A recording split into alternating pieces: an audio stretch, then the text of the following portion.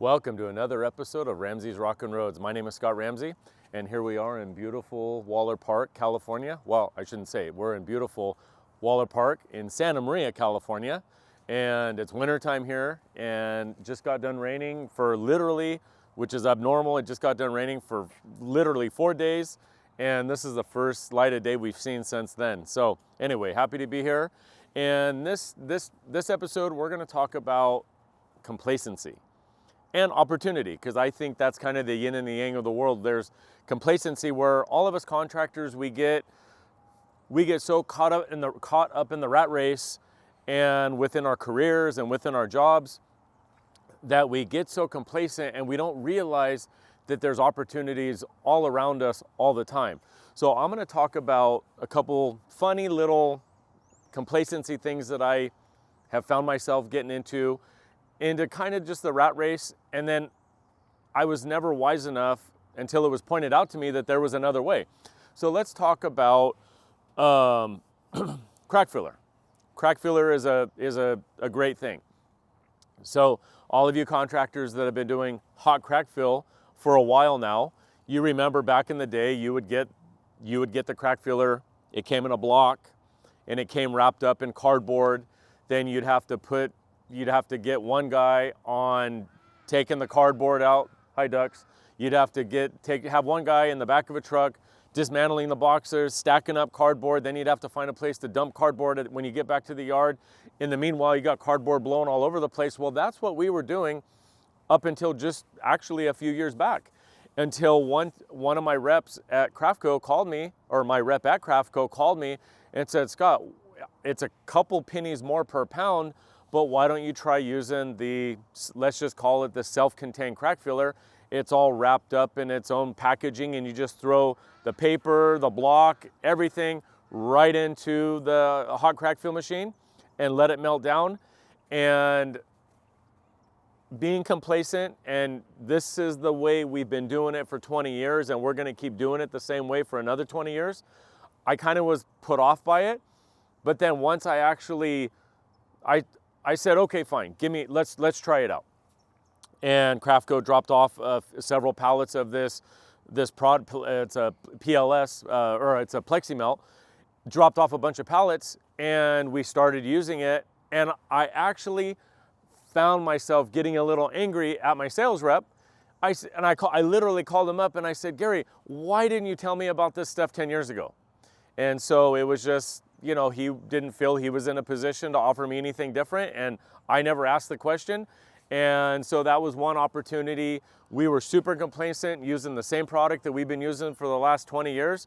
Didn't know there was anything else out there. And that was a major game changer. It eliminates waste. It eliminates literally one extra guy, and you don't have to worry about all that cardboard flying off your truck. It is a little bit. I think it's 3, 4, 5 cents a pound more. The PLS is the kind of crack filler we use, but the Plexi Melt, or that foam or kind of cotton paper, is the PLS. And everybody, Maxwell has it, Crafco has it, whoever else makes crack filler, I'm sure they all have something very similar. And it's a huge labor saver and waste saver. I mean, and it was one of those things that Tommy Hopkins gave the world the series of learning. John Assaraf is kind of bringing it to the forefront in any books you read by John Assaraf. There's four levels of learning, and we all go through it from the time we're born until the time we leave this earth. The 4 levels are: we start out being unconsciously incompetent, meaning you don't know what you don't know. And when you're unconsciously incompetent, you just don't know what you don't know, and there's nothing wrong with that. But then once you start to learn, you learn and you start studying and reading books and talking to people, then you realize you don't know. Now, once you know you don't know, and then you realize, okay, I need to start reading a book or listening to some good Audible, at that point you become consciously incompetent. Now you know that you don't know. Then after you've done your trade or whatever it is you're trying to learn, a new language, learn to be an aircraft mechanic, whatever it is. Once you get from being consciously incompetent, then you become consciously competent, meaning now you know what you know, but you have to work hard to keep knowing what you know. Then at the final level is, and I get accused of this a lot because I take guys out to jobs and I'm just like, do this, da da da da da da, and away I jump on my truck and I leave, and then something doesn't come out right. Well, people have to remind me, Scott, doing asphalt, doing paving, doing dispatch, it's like breathing for you. So there's certain aspects of Ramsey Asphalt that I become unconsciously competent to where I don't even have to think about it. And it just comes natural, and I've been doing it for so long, it just simply becomes natural. So when it came to the crack filler, I was at a stage where I was unconsciously incompetent. I didn't know there was another way. And now that, and I'm gonna give you guys more examples of this. For many, many years, and I know a lot of you guys, I know a lot of you contractors out there did it the same way as I did it for many, many years, is truncated domes. Now, truncated domes have just come out, and it's a big thing in California. I'm not really sure how big of a thing it is among the rest of the country, but truncated domes are the yellow, they come in different colors, but for the most part, they're yellow squares that are, it's letting a visually impaired person know that they are coming into live traffic.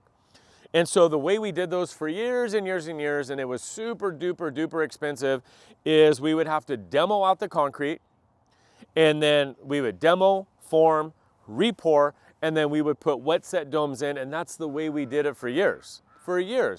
And I don't remember who it was. I don't know if it was Whitecap. I can't remember who it was, but same exact thing as the crack filler. A rep came by and said, hey, you buy a lot of those wet set domes. What about just buying the retrofit ones? And I said, retrofit? I'm not familiar with retrofit. And there's Safety Step. There's a bunch of different brands. But the one that I really like is Safety Step. Super simple. A little on the pricey side, not as pricey as actually demoing out concrete, but it is a little pricey compared to some of its counterparts on the market. And it's super simple: glue, mat, more glue, sand it, paint it, seal it, you're done. I mean, one guy can have a strip of domes done, a strip of 10 foot. One guy can have a strip of 10-foot domes done on a nice warm day, 30 minutes. The glue dries fast, the paint dries fast, ready, open up to traffic, and away you go. Super simple, whereas back in the day, we're demoing concrete. I mean, you're talking about a 4-man crew all day long. So it really doesn't, I mean, the cost of the domes is pretty nominal when you think of what it takes to bring out a tractor, a breaker, a jackhammer, 4-man crew. It's, there's lots of savings there. Okay, now we're gonna talk about one other thing that I was unconsciously incompetent on one phase when I was looking at getting into hot crack filling. Now this goes back 2003, 2004. I saw the value in hot crack fill. Cold crack fillers, they work well, they fill the crack, you just don't get the life out of them. As soon as you go through any kind of a thermal fluctuation or you go through the first thermal cycle, cold crack filler breaks, doesn't work, and it's rendered pretty useless. Hot crack filler, I saw the value. We did not do it, but I definitely saw the value there. So at the point when I was unconsciously incompetent, I started asking a lot of questions. I went to a contact that I have at the city. I went and I started asking contractors, and everybody pointed me in the direction of one make of Crackfiller machine. Bought it, and I have to say that I had more sleepless nights over that crackfilling machine than I can tell you guys. Because I'm not in a business, and a lot of you contractors aren't in a business to where you can have one guy that's his baby. One guy, that's his crackfilling machine, and that's all he does. For me, that's an impossibility. All of my guys are all cross-trained. My paver operator can go stripe. My striping guy can go seal coat. My seal coat guy can help finish concrete. All of my guys are cross-trained. Well, we end up investing based on incorrect information that I got from a couple different people. I invested in a machine that I thought was going to be the right machine for Ramsey Asphalt. We used it for 5, 6, 7 years. And I literally, the only way that we could get this machine to work was I would go out literally in the middle of the night, 12, 1 o'clock in the morning, and I would turn that machine on, and I would let this thing cook for hours. I mean, I was getting the material as hot as I could, and then at that point, once I got the material as hot as I could, then I would keep my fingers crossed and I would just pray that I could get it to go through the machine. And it was 50-50. It literally, I'm telling you guys, it was 50-50. 50% of the time, fired up and it went just fine. 50% of the time, it would not. And we went through the owner's manual, we did it, we got on the phone with the manufacturer, we did everything by the book. Everything by the book. And me and the guys were getting so frustrated because it was so inconsistent. And I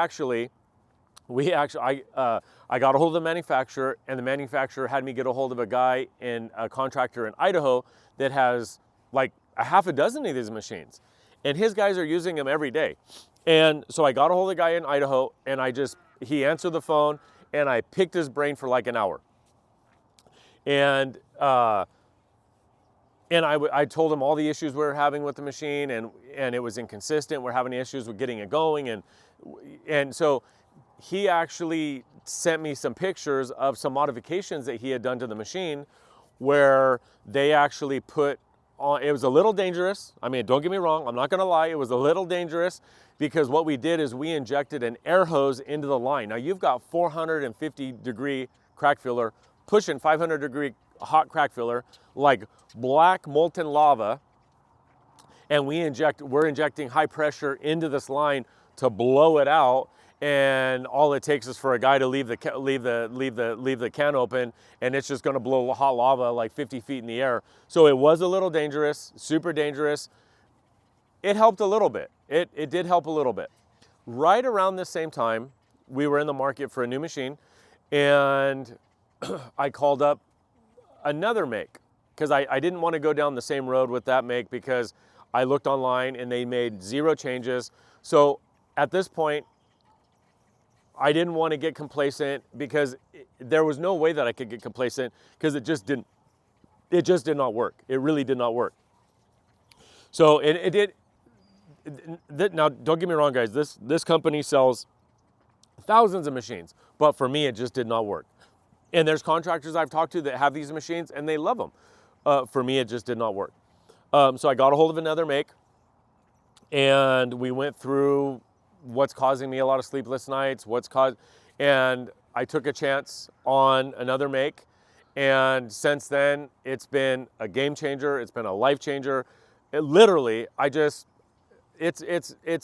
made the machine that we now use, it's made for the everyday guy to where he can go out, turn it on, and just send, hey, Paul, you're gonna go out, you're crack filling today. Turn it off, take it back to the yard. The next day, hey, Saul, you're crack filling today. No problem. Now there is little quirks on it to where you can't get the hose tangled up because it messes up the heating element. Other than that, and now we have several of those machines because they are so bulletproof. Now we have several of them and they work great. One other thing of being, let's call it unconsciously incompetent, let's go to emulsions. Now, I didn't know there was any difference with emulsions. Now, emulsion is just, let's call it, just for lack of better words, it's water-based asphalt. So the companies are taking hot liquid PG asphalt, they're emulsifying it with water, and they make a shelf-stable, temperature-stable product that's used for making seal coat, it's used for making crack filler, it's used for doing overlays, it's used for chip seal. Without emulsions, and I've laughed about this in the past, without emulsions, Ramsey Asphalt probably wouldn't be in business to this day. But emulsions, during certain times of the year, the prior emulsion suppliers that we were using would separate, and we had been just using that emulsion for so many years, and that was just we just thought that was the way it was. Well, then we started using a company of Visalia, Standard Emulsions. We'll give a shout out to those guys. We started using those guys to 2019. Right, right, Shane? 2019. We started using those guys in 2019. And I was amazed at the difference between our old supplier and our new supplier. I mean, we can leave the standard emulsion in the tanks for months. No separation. We're reselling this product. Our guys that are keeping it in tack pots like we're keeping it in tack pots are not having any issues. And that was a major, I mean, it was one of those things, it's just, I didn't know that there was a difference. And a lot of contractors don't know that there is a difference, but there really is. I'm a fellow contractor, and I know that for me, I want what is really, for me, what is the most convenient. If I'm gonna spend a couple extra bucks because it's convenient, I'm gonna take it every time. So yeah, so spending a couple extra dollars, it's not necessarily a concern for us contractors, but we tend to get complacent, we tend to get lazy, and we want what's easy, what's simple, we want it now. We can't necessarily predict the weather, we can't necessarily predict our customers, so we tend to fall into these rhythms, we tend to fall into these traps to where we just take the easy way out, and we don't realize there is another way. Anyway, so I'm gonna tell a funny story that I heard a lot, and I'm gonna go through it pretty quick. Funny story that I heard. Zig Ziglar tells a story, and he tells it so perfectly. So there was a granddaughter. Granddaughter was cooking ham, and she cut the end of the ham off, and the husband comes in and says, "Hey wife, why are you cutting the end of the ham off?" She says, honestly, I don't know, but that's the way my mom did it. So he says, well, why don't we call your mom and find out why do we cut the end of the ham off? And we throw it away. So they call mom and they say, hey mom, why do we cut the end of the ham off? Mom says, actually, I don't know. I cut the end of the ham off, but that's because grandma cut the end of the ham off. Well, why don't we get a hold of grandma and find out why she cuts the end of the ham off? Grandma, why do you cut the end of the ham off? Well, grandma says, I cut the end of the ham off because my oven wasn't big enough. So that's just funny, quick little story as to what happens when bad habits carry down from generation to generation to generation. So last story I'm going to tell, or the last topic I want to bring up is everybody knows, and I think a couple episodes ago we did the Leeboy episode where I was talking about the new Leeboy paver we got, and I always ordered because there's certain things that always work out for us. I pay a little bit extra money and get the rubber tracks. We get the electric screed heat because it's a little safer, a lot safer actually. A little more maintenance. The electric screed, I mean, those things go out, you're talking thousands and thousands of dollars. There is electrical there, so that has to be maintained. It does cost a little more to maintain the paver the way I spec it out. But when it comes to daily usage, daily function, it's bulletproof. Well, we ended up buying, I think it was in 2020, I found online in Florida, Leeboy 8510 paver. Beautiful. The guy, it had 1,500 hours on it. The guys had gone through it, painted it. Beautiful machine. And I think, Shane, you've got some old footage of it. And it was, I mean, 1,500, 1,600 hours on it. Looked like a brand new machine. We bought it, best investment ever. But I was looking at this machine and I noticed that it had a different kind of screed, or actually I should say it had different kind of screed bearings.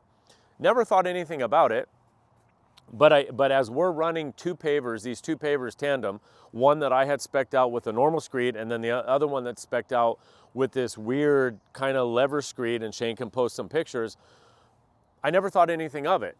And then I was talking to my shop foreman, and he and I were chatting about it, how with Budo's paver, we're always breaking bearings. Hedda's paver, we're never breaking bearings.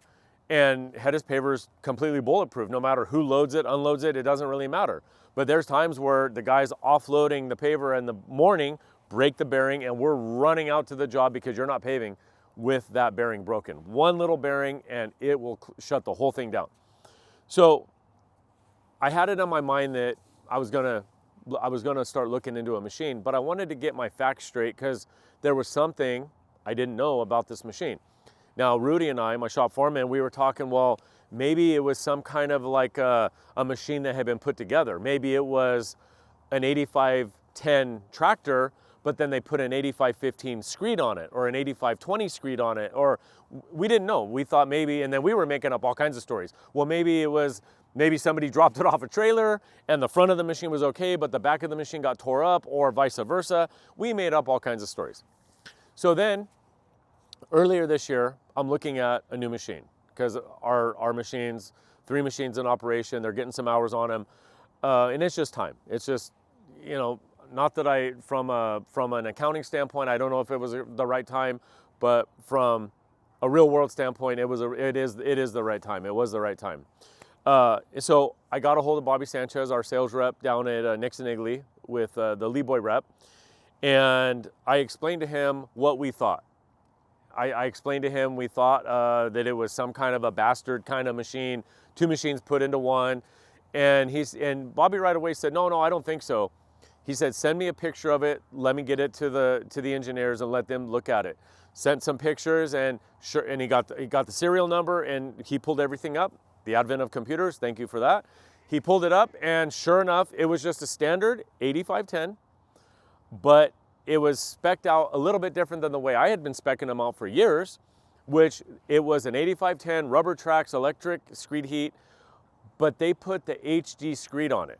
It's just a heavier screed, and some guys put it, it's just a heavier, it lays a nicer mat, less up and down as you're traveling, but that's not why I got it. The reason I got it was for the bearings. And that was just one of those things that I didn't know what I didn't know. I had to ask the questions. I had to be open-minded about it. And, you know, if this is the only advice I can give to your contractors, that when you ask the questions, you're open-minded, because things are always changing. There's always these companies, Crafco, Leeboy, they're all growing, they're all expanding. They have to come out with new products all the time. Ask the questions. If you're having issues with Crackfiller, twisting, turning, whatever, you're having problems with your emulsion, ask the questions. There's nothing wrong with asking the question. So anyway, I think that's all I got for now. Thank you guys. Subscribe, like, hate, whatever you guys do over here. Love you guys. Peace out.